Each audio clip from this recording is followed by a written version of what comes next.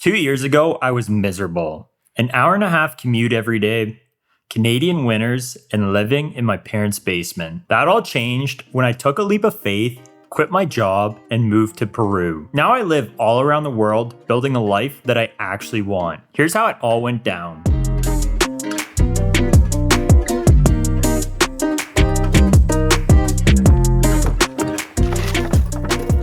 As I said in the hook of this video, before I became a nomad, I was pretty miserable. My life literally looked like this. I go to work in the morning, work from 9 to 5, sometimes even 6, 7 p.m. in the evening, and then I go to the gym, spend a couple hours there, come home, have a quick supper, and then go work on my business for the rest of the night. Since I was working so hard and not really able to afford living in my parents' basement, I was kind of getting depressed. That alongside the Canadian winters definitely weren't the best for my mental health. When I was a kid, I was also in a tornado and seeing another kid die. So after that, I had some anxiety, and honestly, my mental health was never the best up until probably 2 years ago. The gym was really the entry point to me improving my circumstances in life. Not only did it have huge benefits on my mental health and make it so that I don't have any mental health issues now, but it also showed me that I can improve my circumstances if I keep working at it. Sure, things might take a while, but I still have control over them if I keep working towards them. So to this day, I still hit the gym.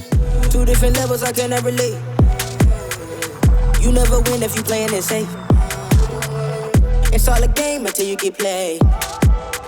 You speaking so loud with nothing to say. Hey, I'm betting it down on me. And they said they ride for me, and they talk so bad on me. I know there's no friends in this business, that's why I keep my family close. Put in work and secure the bag, and then take it back to my foes. It's been a cold, cold summer. Ice in my veins, but you know I'm about to warm up. Yeah, it's been a cold, cold summer. Ice in my veins, but you know I'm about to warm up. So you may be asking yourself, what made me take the leap into digital nomading? And it was honestly this book I read called The Lifestyle Handbook from Dave Prada. I would listen to that book over and over again on my way to work, and I'd picture that life of living outside of Canada in the wintertime, not having to deal with the dark, cold winters or the expensive rent.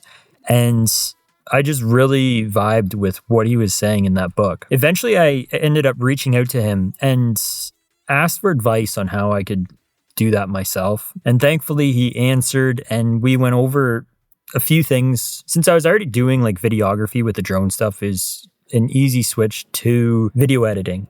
And that was like a monetizable skill that I had that I could do from anywhere in the world as long as I had Wi-Fi, and I could do it pretty well whenever I wanted. So for the next 6 months, I worked my ass off trying to get some clients with this video editing business. I'd edit them a 60-second short from their long form content and then send it to them on Instagram. And my life literally consisted of working, coming home, going to my computer, working on my computer till I went to bed. And I did this until I moved to Peru.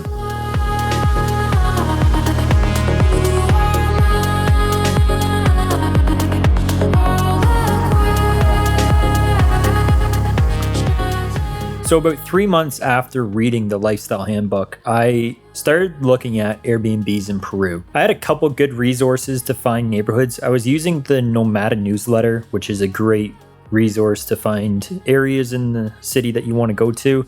And then there's also the My Latin Life podcast, and he has a blog as well on all the best cities that you can go to, as well as what to expect in each one and the neighborhood that you should stay in. Using these two resources, I was able to find a cheap Airbnb on the border of Miraflores and Barranco in Peru. If you ever go to Peru, that's definitely the two neighborhoods that I recommend staying in, as they're clean, relatively safe for Peru.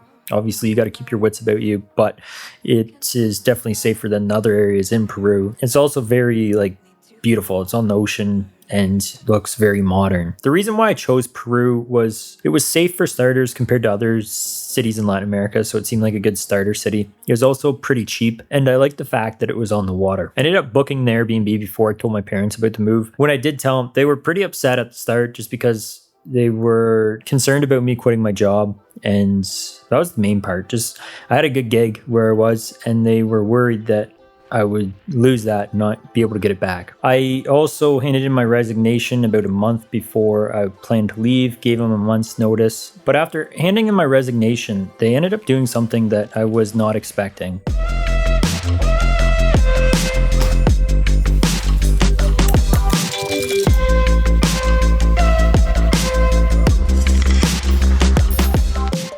After handing in my resignation, I got hauled into the conference room and was offered remote work. I ended up negotiating with my boss about working on the weekends so that I could continue working on my editing business. This has honestly worked really well for me, and I'm glad I was able to negotiate this position, as it's really helped me sustain this lifestyle and take more risk in terms of my business and living down south. So then it came time to move down to Peru. And honestly, the night before, I was a little bit nervous, not as nervous as I was expecting to be, but I was still a little bit nervous, just didn't know how everything was going to go, and it was a big move. I ended up getting down to Peru. The flight down to Peru was good, but when I got to the airport, I got harassed a little bit about the equipment I had with me. I had a computer monitor and a color grading panel for video editing, and they didn't seem to like that too much, so they made me pay a tax on it that was like $800. I did get it back when I left the country, but it's still kind of a pain in the ass to have that money held away from me for the 3 months that I was there. Not to mention that when I did leave, it was a pain in the ass to get it back, because I had to go from one end to the airport to the other, back and forth like 2 or 3 times before I finally got things sorted out. The first day I got there, I went straight to my Airbnb, checked in, got on the Wi-Fi, and looked at phone plans. Found one with Movistar, which is a big company down in Latin America, 4 cellular networks. Went there, couldn't get a SIM card at the location that I went to. They told me to go to another location that was more of like a headquarters. So I went there, got a phone plan. Honestly, I had no idea what I was doing when I got the phone plan. I couldn't understand a word he was saying. He was talking too quickly, and my Spanish was not good at all at that point. And I also didn't understand the paperwork that he was giving me. It was a big agreement document that I just signed because I had no idea what it said. Nowadays, I would have used ChatGPT to like summarize it, but back then I didn't have that resource, so I was just flying blind and hope I wasn't getting ripped off. In the end, I didn't get ripped off. It was actually quite easy. It was kind of a pain in the ass to pay my bill every month, but aside from that, it wasn't too bad. The first night in Peru, I ended up going out to an Irish pub and explored the city. I know a lot of people will think that's kind of risky being first time there, but I was feeling pretty comfortable at that point. Then for the next 3 months, I explored Lima.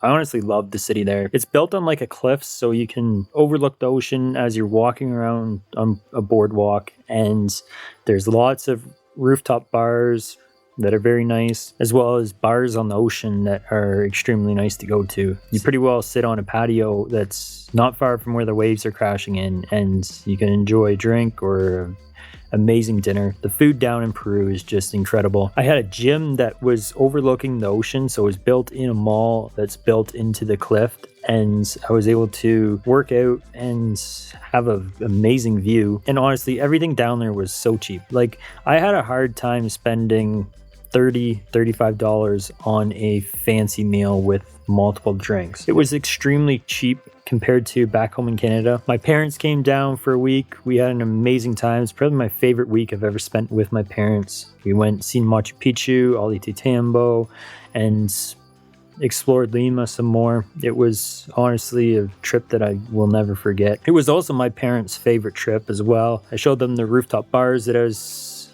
going to. We rented a couple bikes for a few bucks and went on the boardwalk. Then my cousins came down a few weeks later and we went to the Oasis and went sandboarding, did some dune buggy riding, which was super cool. It was a crazy experience. There was like a family in with us, and they're like not old baby. It's probably like 6 months to a year old, and the guy did not care one bit. He was driving like a bat out of hell, going up these sand dunes, and then you're pretty well straight up and down, and he'd turn fast enough that you wouldn't tip over, but you definitely felt like you were gonna, and like he'd jump, get air and stuff. It was crazy.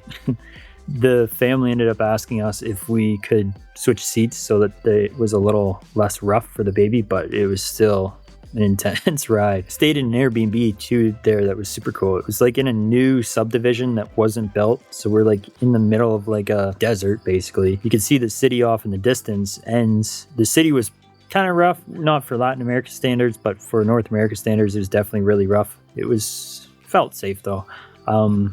And this was like the nicest place in it. We had this whole area that we could walk out into and like a barbecue and a grill and everything. It was a super cool experience. So after my 3 months were over in Peru, I was real eager to get back down there. It honestly felt like I had just gotten there and it was already time to leave. I came home to Canada for the summer, spent some time with family, ended up going out to British Columbia with work a couple times because of some business stuff that they were doing that needed my help. And then I went down to Texas, met up with my favorite influencer, How to Beast, and spent a couple weeks there. Ended up being in one of his videos, which was super cool. I stayed home till just after Christmas, rang in the new year here in Canada.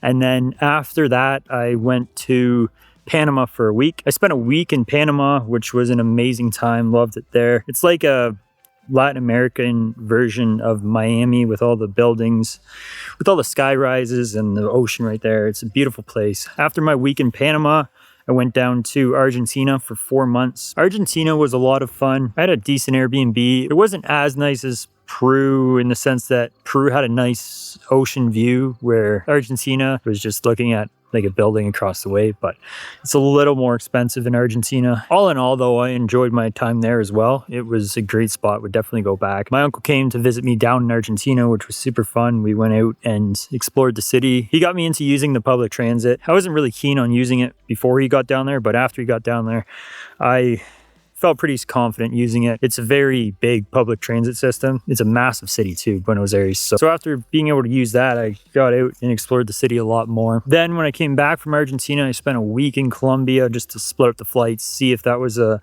place where I wanted to go for this year. Loved it in Colombia. It gave me very similar vibes to Peru in the sense that it was pretty cheap and had like the Latin American vibe, which I really like. Some people probably won't like it, but I really like the ruggedness of Latin America and just how different it is from Canada. Like there was a garbage truck that was like a 3-wheeler, or there's a guy on a motorcycle with like 100 different water bottles hanging off the back. And like my doorman had a handgun, which was pretty interesting. It's definitely a place where I do want to go back to and spend a lot longer there. I probably wouldn't go back to Bogota. It rains too much for me, but it was a super cool spot to go to. Now I'm back home. Ideally, I'd be going back down south around this time of year again. However, things just didn't work out that way right now. If you want to watch a full video of me going over why I'm living in my parents' basement again, then I definitely recommend checking this one out right here. And don't forget to click subscribe.